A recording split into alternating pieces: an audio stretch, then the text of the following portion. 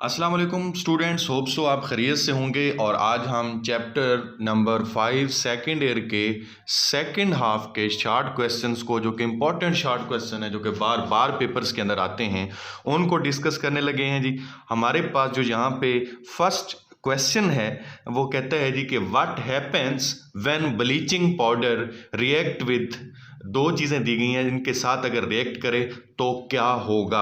Dilute H2SO4 दिया गया और उसके साथ साथ अमोनिया दिया गया है कि इनके साथ अगर ये रिएक्ट करे तो क्या होगा। तो पहले आपने खूबसूरत सी हेडिंग देनी है, reaction of bleaching powder with dilute H2SO4, ये आपने देनी है हेडिंग। उसके बाद आपने रिएक्शन लिखना है, ब्लीचिंग पाउडर का फार्मूला लिखेंगे और उसके साथ में H2SO4 का, और ये रिएक्टेंट में होंगे और प्रोडक्ट में आपके पास कैल्शियम सल्फेट बनेगा, कैल्शियम क्लोराइड बनेगा और उसके साथ साथ HClO बनेगा।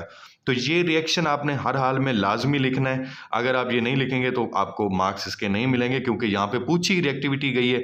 फिर उसके साथ ही सेकंड जो इसका ऑप्शन था वो था कि reaction of bleaching powder with ammonia, ammonia के साथ अगर आप ब्लीचिंग पाउडर को रिएक्ट करवाते हो तो क्या बनता है। तो प्रोडक्ट गौर से सुन लिया करें, वहाँ पे आप अगर और प्रोडक्ट बनाएंगे तो आपका रिएक्शन ठीक नहीं होगा। ब्लीचिंग पाउडर को जब आप अमोनिया के साथ रिएक्ट करवाते हैं तो आपके पास जो प्रोडक्ट बनता है वो कैल्शियम क्लोराइड बनता है, उसके साथ साथ वाटर मॉलिक्यूल बनते हैं और उसके साथ साथ नाइट्रोजन बनता है। ये याद रखिएगा आपको, क्योंकि ये आपके क्वेश्चन बार बार रिपीट हो रहे हैं, तो ये आने वहाँ पे और आप ताकि ये गलती ना करें। तो इसके बाद क्वेश्चन यहाँ पे आपको स्क्रीन पे नजर आ रहा होगा, what is mean by available chlorine, what is mean by available chlorine. तो इसके आंसर में आपने क्या लिखना है, एक तो आप रिएक्शन लिखेंगे ब्लीचिंग पाउडर का, और ब्लीचिंग पाउडर के साथ ही आप लिखेंगे H2SO4 का रिएक्शन, और कैल्शियम सल्फेट बनेगा, वाटर बनेगा और क्लोरीन बनेगा। ये रिएक्शन लिख के आपने फिर क्या करना है जी, आपने एक स्टेटमेंट लिखनी है प्यारी सी, और स्टेटमेंट में आपने क्या लिखना है, if excess of an acid, ज़्यादा मकदार एक्सेस ऑफ एन एसिड, वो चाहे वीक हो या फिर स्ट्रांग हो, is added to bleaching powder, chlorine is given out. वहां से क्या बनता है, क्लोरीन बनता है। अब जो क्लोरीन बना, द अमाउंट ऑफ क्लोरीन दस set free is called available chlorine. वो जो अमाउंट ऑफ क्लोरीन बने, वो जो अमाउंट ऑफ क्लोरीन फ्री है वहाँ पे, उसको क्या कहते हैं, अवेलेबल क्लोरीन कहते हैं। तो ये ब्लीचिंग पाउडर की जो एक्टिविटी है उसको हम मेजर कर सकते हैं in term of the available chlorine, और जो कि 35 से 40% जो है कि ब्लीचिंग पाउडर के अंदर होती है। तो इसकी मेजरमेंट भी इस तरीक़ा से कर सकते होते हैं। इससे बेटा नेक्स्ट जो हमारे पास क्वेश्चन है, क्वेश्चन नंबर 16 है, और क्वेश्चन नंबर 16 में हमारे पास कौन सी स्टेटमेंट है, देखिएगा, what are freons give any two uses, कि ये क्या होते हैं और इनके 2 या 3 या 4 यूजेस भी आ सकते हैं। तो बार बार ये क्वेश्चन बोर्ड के अंदर रिपीट हुआ पड़ा है, इसको तैयार करना आपने बिल्कुल भी नहीं भूलना। तो इसकी सबसे पहले आप क्या लिखेंगे कि व्हाट आर फेरियंस, फिर हम इसके यूजेस लिखेंगे आगे जाके। तो इसकी स्टेटमेंट कोशिश करता हूँ मैं आपको बना के देने की। बहरहाल अगर कोई जो है वो इस तरीके से स्टेटमेंट आप लिख देंगे तो भी अच्छे नंबर आ सकते हैं, लेकिन थोड़ी बहुत चेंजिंग किया करें, क्योंकि वहाँ पे जब आप अपने तरीके से क्वेश्चन को लिखने की कोशिश करते हैं, ठीक है आप कहते हैं कंसेप्ट ठीक है, हम जब पढ़ते हैं तो कंसेप्ट अच्छा होता है, लेकिन जब चेक करने के लिए बंदा बैठता है तो उसके माइंड में वो स्टेटमेंट होती है, क्योंकि वो ज़रूरी नहीं है कि वो बंदा आपको जो है वो इतना ज़्यादा कंसेप्चुअली केमिस्ट्री को जानता हो, बल्कि ये भी हो सकता है कि उसको सिर्फ और सिर्फ उसी स्टेटमेंट का पता हो और वो स्टेटमेंट को देख के आपका क्वेश्चन गलत कर दे। तो बहरहाल आप कोशिश किया करें कि स्टेटमेंट अच्छी होनी चाहिए आपकी। फ्लोरीन जो आपके पास है is used for the preparation of variance, the commercial name of low molecular mass fluorochlorocarbon, जिनको आप कहते हैं CCl2F2 CClF3, तो इनको these are being used as a refrigerants. ये क्लास में भी डिस्कशन हुई थी उस दिन, शायद आपको याद है या नहीं है, इससे पहले वाले में। और फिर उसके साथ साथ एरोसोल, प्रोपेलेंट्स। और टेफ्लॉन की भी इसी के साथ ही मैं आपको डेफिनेशन बता देता हूं, जो कि आपके पास एक नेक्स्ट क्वेश्चन है कि what is Teflon, give its uses. तो फेरियांस आपने देख लिया कि फेरियांस क्या होते हैं। अब उनके पहले मैं आपको यूजेस बता देता हूं कि these are being used as a refrigerants, ये रिफ्रिजरेंट्स के तौर पे इस्तेमाल होते हैं, और एरोसोल प्रोपेलेंट के तौर पे इसको हम क्या करते हैं, जो इस्तेमाल करते हैं। अच्छा, टेफ्लॉन के बारे में भी क्वेश्चन, अच्छा बाज़-औक़ात इनका ना डिफरेंस भी आ जाता है, एक ही शॉर्ट क्वेश्चन में दोनों आ जाते हैं, लेकिन बाज़-औक़ात इनमें से कोई एक भी आ जाता है, तो ये भी आपने ख्याल करना है, ज़रूरी नहीं कि ये इकट्ठे ही आए। टेफ्लॉन क्या होते हैं, CF2 CF2 CF2 number of, ये आपके पास जो है वो मोनोमर इस तरीके से। तो इसको Teflon is polymerised tetrafluoroethylene compound, tetrafluoroethylene compound, mean के 4 फ्लोरीन है ना, टेट्राफ्लोरो इथाइलिन कंपाउंड्स होते हैं। नंबर ऑफ इनके जो है वो पॉलीमराइज होके मोनोमर मिलते हैं, और ये पॉलीमर बनते जाते हैं, पॉलीमराइज होकर इस चीज़ को बनाते हैं। तो ये बनता कैसे है और इसके यूजेस ये हम पढ़ चुके हैं, और ये इसके यूजेस क्या हैं ये हमने देखने हैं कि इसके यूजेस क्या होते हैं। Corrosion proof parts of the machinery जो हमारे पास बनते हैं ना, वो टेफ्लॉन से बनते हैं, और इसको यूज़ किया जाता है कोटिंग के लिए, इलेक्ट्रिकल वायरिंग की कोटिंग के लिए इसको इस्तेमाल किया जाता है। और उसके साथ साथ ये जो कुकिंग पैन्स होते हैं आपके पास, नॉन स्टिक जिनको आप बोलते हो, उनके अंदर भी इसको यूज़ किया जा सकता है। तो ये आपके पास इसके यूजेस थे। अच्छा, फिर नेक्स्ट वो कहता है कि right 4 uses of the halogens. Halogens के कौन कौन से यूजेस होते हैं, तो इसमें आपने पहले हेडिंग देनी है। मैं हर मर्तबा कहता हूँ पहले हेडिंग देनी है, uses of the halogen. Fluorine कहाँ पे यूज होती है, अभी हमने पढ़ा फेरियांस और टेफ्लॉन्स बनाने के लिए। क्लोरीन कहाँ पे यूज़ होती है, ब्लीचिंग पाउडर बनाने के लिए। बोरोमीन कहाँ पे यूज़ होती है, फंजीसाइड्स बनाने के लिए। और आयोडीन कहाँ पे यूज़ होती है, ये आपको पता है कि डिसइंफेक्टेंट के तौर पे हम इसको क्या करते हैं जी, इस्तेमाल करते हैं। तो ये यूजेस इसके, अगर वो 3 पूछे 4 पूछे तो कोशिश क्या करें, एक्स्ट्रा लिखा करें। आप कम लिखने की कोशिश करते हो, कहते हो बस सर इसने यही पूछे हुए थे। तो बहरहाल क्वेश्चन को ज़्यादा से ज़्यादा अच्छा बनाने की कोशिश खुद भी किया करें, हम भी करते हैं, लेकिन आप भी कुछ ना कुछ अपनी तरफ से भी एडिशनल उसके अंदर ठीक हो, ले ये ना हो कि एडिशनल लिखें और वो गलत हो, बेड़ा ही गर्क कर दो क्वेश्चन का। तो ऐसा भी आपने नहीं करना। नेक्स्ट आपके पास क्वेश्चन है, what is iodide salt, give its uses. Iodide salt होता क्या है और इसके यूजेस लिखें। बहुत मर्तबा ये क्वेश्चन जो है वो आ चुका है बोर्ड के अंदर, इसको बहुत अच्छे तरीके से और ख्याल से आपने सॉल्व करना है। आप देखिएगा, टू इंश्योर, इसके स्टेटमेंट में बोल रहा हूँ सारी के सारे, ठीक है। The presence of iodide ion in the diet, sodium और potassium iodide is added to common salt which is known as iodised salt. Potassium हो या फिर सोडियम हो, इनके आयोडाइड को हम यूज करते हैं। और फिर इसका यूज क्या है, किस चीज के लिए इस्तेमाल होता है। This salt is use to make up the deficiency of iodine. ये क्या करता है जी, आयोडीन की डेफिशिएंसी को डाइट के अंदर क्या करता है, उसको पूरा करता है। ठीक हो गया बेटा। तो इसके नेक्स्ट आपके पास जो क्वेश्चन है, what are noble gases, why are they inert. ये इनर्ट क्यों होती हैं और इसको इनर्ट क्यों कहते हैं। तो फिर देखिए, नोबल गैसेस आपको पता है कि जो जीरो ग्रुप के एलिमेंट्स हैं उनको हम नोबल गैसेस कहते हैं।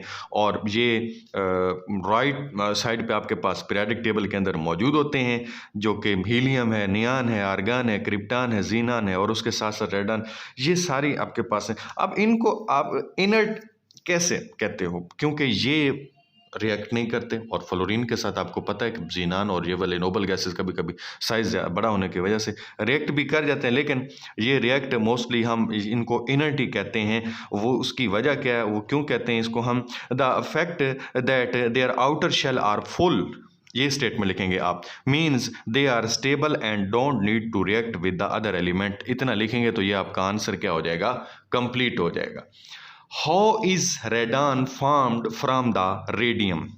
रेडान को हम रेडियम से किस तरीके से परफॉर्म जो है वो बना पाते हैं, फॉर्मेशन इसकी कर पाते हैं। डीजी खान बोर्ड के अंदर ये बार बार क्वेश्चन जो है वो रिपीट हुआ है, इसको आपने देख लेना है कि कैसे बनाते हैं।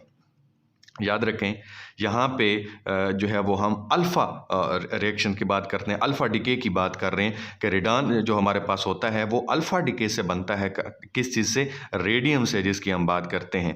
तो रेडान जो है वो ये कहाँ पे होते हैं, radon is present to a very small extent in the atmosphere and it could be obtain as a product from the liquefaction of the air. जब लिक्विफेक्शन करते हैं एयर की, वहाँ से भी हम इसे इस्तेमाल करते हैं, लेकिन रेडियम से भी इसको जो है वो हासिल कर लेते हैं।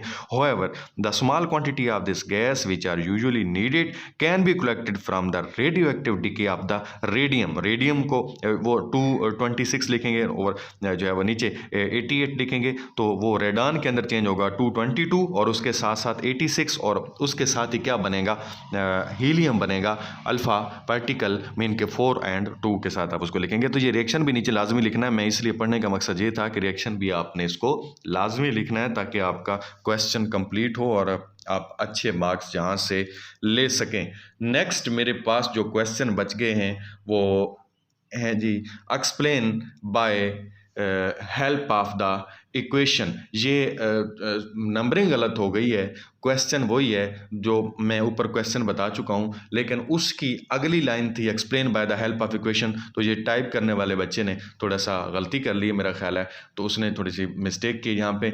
तो बहरहाल नेक्स्ट क्वेश्चन पे चलते हैं जी। Describe 2 uses of helium. Helium के जो है वो 2 यूजेस लिखें कि हीलियम को हम कहाँ कहाँ पे इस्तेमाल कर सकते हैं।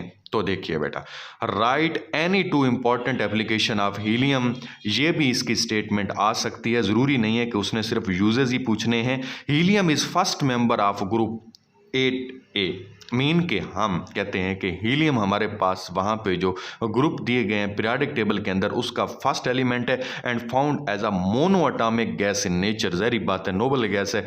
Helium as following important uses, ये आपने ऊपर स्टेटमेंट लिखनी, फिर आपने नीचे लिखना है कि इसको हम बालून्स के अंदर, वेदर जो बालून्स होते हैं उसके अंदर यूज़ कर सकते हैं, वेल्डिंग के अंदर यूज़ कर सकते हैं, ट्रैफिक जो सिग्नल लाइट्स हैं उनके अंदर इस्तेमाल कर सकते हैं, और इसका मिक्सचर 80% जो हीलियम रखता है और 20% ऑक्सीजन रखता है वो ब्रीदिंग के लिए भी, सी डाइवर्स के लिए इस्तेमाल होता है, और फिर एज अ न्यूक्लियर रिएक्टर भी हम इसको यूज़ कर सकते हैं, और कूलिंग मीडियम के लिए, वहाँ पे कूलिंग मीडियम क्रिएट करने के लिए। तो हम इसको इसका ये वाला भी इस्तेमाल हम यहाँ पे डिस्कस करेंगे।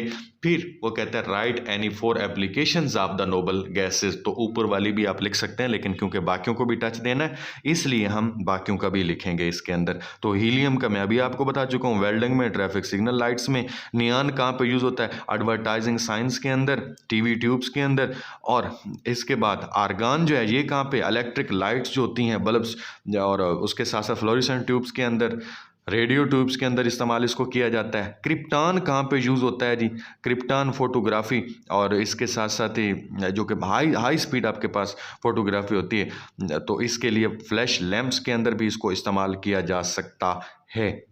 अच्छा, उसके बाद नेक्स्ट 12 ये पॉइंट्स लिखेंगे, आपका क्वेश्चन कंप्लीट हो जाएगा। नेक्स्ट आपके पास क्वेश्चन है जी, मेरे पास give 2 uses of the argon. Argon के कोई से 2 इस्तेमालात लिखें जी। आर्गान के इस्तेमालात लिख लेते हैं। Uses of argon, argon is used in electric light bulbs, fluorescent tubes के अंदर भी इस्तेमाल करते हो, और इसके साथ साथ इसको रेडियो ट्यूब्स के अंदर भी इस्तेमाल करते हो। मैं अभी ऊपर वाले क्वेश्चन के अंदर आपको बता चुका हूँ। इसको वेल्डिंग के लिए भी इस्तेमाल करते हो, कटिंग के लिए भी आप इसको इस्तेमाल कर सकते हैं। ठीक है, तो ये आर्गान के यूजेस थे। इसके बाद जो हमारे पास क्वेश्चन है वो है जी, why iodine has metallic lustre. तो आयोडीन का जो आपके पास मेटेलिक लस्टर है उसको हमने क्या करना है जी, यहाँ पे डिस्कस करना है। As a metallic lustre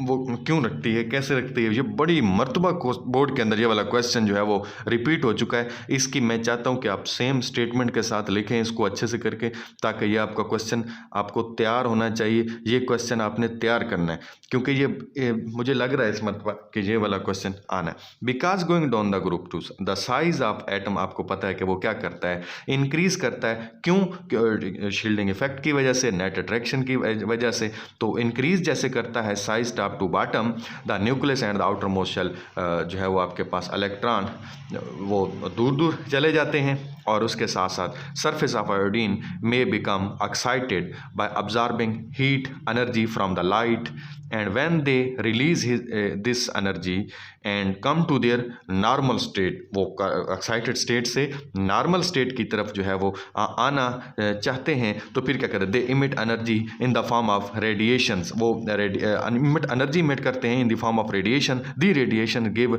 metallic lustre to iodine, ये जो रेडिएशंस होती हैं ये आयोडीन को मेटेलिक लस्टर देती हैं।